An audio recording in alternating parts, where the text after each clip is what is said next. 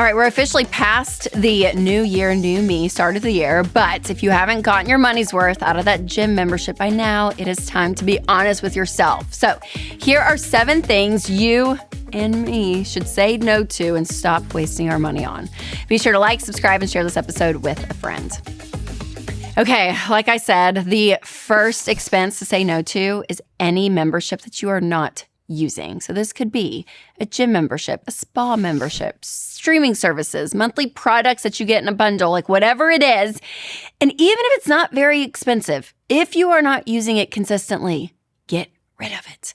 And this is so hard because even for me, it's like going through every like $7.99 Apple charge for some cloud thing that I have. I'm like, I don't even know if I'm using this. I don't even know what's going on. So it takes some inventory, but hopefully maybe you did that in January with the start of the year. But when you can cancel those things, and again, even if it's not that much money per month, it is going to save you money in the long term. And I think getting out of this habit of just wasting money or being like, oh, it's not that big of a deal, make it a big deal and just do it. Cancel the memberships that we're not using. Number 2 is the dollar aisle. So whether it's Target or the home goods checkout line that you like walk through, even DSW. I bought shoes for my kids for Christmas. And even that has like a little like line with all this stuff. Listen, you don't need it. And the frustrating thing is most of these things aren't even $1. I remember going to Target and where I always had in the dollar section like in my head and I was like getting stuff. I think it was for stockings or it was something. And I ended up spending so much money on it because I was like, oh my gosh, I didn't even really look. And things were $3. And it's just crap. Let's be honest. Like we don't need it. So just staying away from the dollar aisle or the $3 aisle, we should say, and just get the things you need at the store. That is key. Now, speaking of things that are not on your list, that also goes for food costs too. So number 3 is extra snacks at the grocery store. Now, listen, the grocery store whole shopping experience, like if you don't have it down to a science, you're spending more money than you should. So this is everything from like not going to the store when you're hungry, having a list and knowing exactly what you need, not, just going and being like, oh, what do I feel like today? No, the grocery store is a place that we need a list because if you don't have a list, you are going to see things that look enticing. And maybe in the moment they sound good and they look good. You're like, here, yeah, we'll just try this. And then if you have your kids with you, it makes it even worse. So sticking to the list, not buying things that you don't need at the store because they probably will go bad, you'll never eat them, or you'll spend more than what you're expecting. Sticking to that, so key. Now, one thing I am going to say yes to is delete me.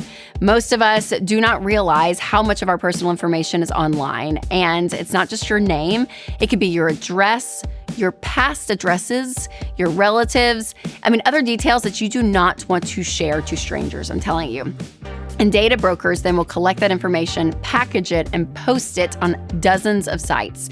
And anyone can look it up. So it feels very invasive because it is. Now, Delete Me steps in and finds your information that's being shared and removes it. And they also monitor because these sites repopulate your data over time. So get 20% off an annual plan at joindeleteme.com/Rachel. All right, number 4. This is going to hurt many hearts out there, but saying no to just the little treats. Now, I'm not saying that you can never say, you can never say yes to coffees or like cake pops or like little fun things forever, but just try it for a month, okay? Because it is amazing how much these extra coffees and bagels and sweet treats and all of that add up, especially if you are trying to get out of debt or save up for your emergency fund, because 4 weeks of just these little things here and there honestly can add up to so much money that you can put back in your budget or use to pay off debt or to save. Now, there will be a place in life for sure where you're going to have the bandwidth and the margin to be able to do that. You really will. But if you are in a place, especially this new year, that you want to buckle down and say no, the little treats is a good place to say no. Now, if you are looking at your budget and if you need a budget, every dollar is going to be your best bet because it's going to help you track what you are spending. It's going to look over your entire financial plan. And again, it is so amazing to have in your corner, especially in the new year. So I'll put a link down below so you can check it out. All right, number 5. Oh, this one I hate, but I'm going to say it because it's true. New clothes and shoes. You guys, every season it feels like there's a new style, there's a new thing. You get bored of your clothes, all of it happens. But just do this. I've done this before. Just say no for a month or even 2 months and just no. You don't need it, right? You see a new jacket or coat you want on the 17th? Just wait till the 30th. You'll be fine. You'll forget about it. You really will.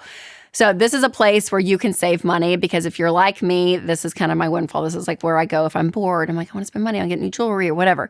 So listen, there is something about saying no and putting hacks in place that I think are key. Maybe it is going through your closet and taking stuff out that you've not worn in a full year, right? Like we are still a little bit in winter, but like go through your sweaters. If you've not worn them yet, you're probably not going to wear them. So like remove it, have less clutter there.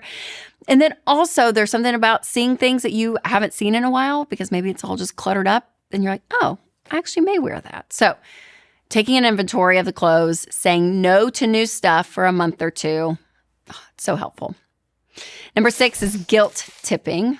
Okay, let's break this one down because I'm not as big of a grouch as George Camel is on this topic, but there are times that you can say no to unnecessary tipping. So every time an iPad is like flipped around, you don't necessarily have to tip. I mean, this was not the world in 2010. Like you didn't tip on every single thing. But in today's world, it seems like you do, whether it's ice cream shops, smoothie counters, sandwich lines, Chipotle, like whatever it is. Not every place is going to require a 20% tip, okay? And especially if you're not being waited on. So generosity is big. We still want to be generous, but don't feel obligated every single time you see a tip. All right, number 7 is convenience food costs. So I'm talking about Uber Eats, DoorDash, Instacart. All of these are luxuries. They are wonderful. They save us time, but they also cost us a lot of money. So I want you to be thoughtful about this.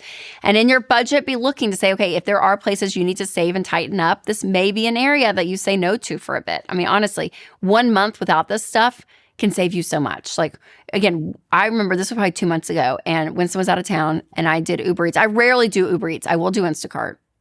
I will. I'm not going to lie to you about that. But Uber Eats, I never really do. And I did it. And I genuinely felt like George Camel because I was like, how much is how much on this? They upcharge the food. I mean, there's so much added on that I thought, oh my gosh, that is ridiculous. So I felt that in my core. So if you're in a habit of doing it, just stop for a month and see how much money you can save. It's amazing. Okay, so now the fun part, because I'm dying to hear from you guys in the comments. I want you to tell me how much money you have saved in a month. If you do this, come back to this video in a month and just put it in there because we're going to go through it and see, because there's something so encouraging about actually doing something and seeing the effect of it that is so helpful. Now, if you need more money saving inspo, make sure to check out my episode, 10 Minutes of People Living Frugally and Winning. I will put a link down below if you're listening on podcast, or you can click right here. All right, you guys, remember to take control of your money and create a life you love.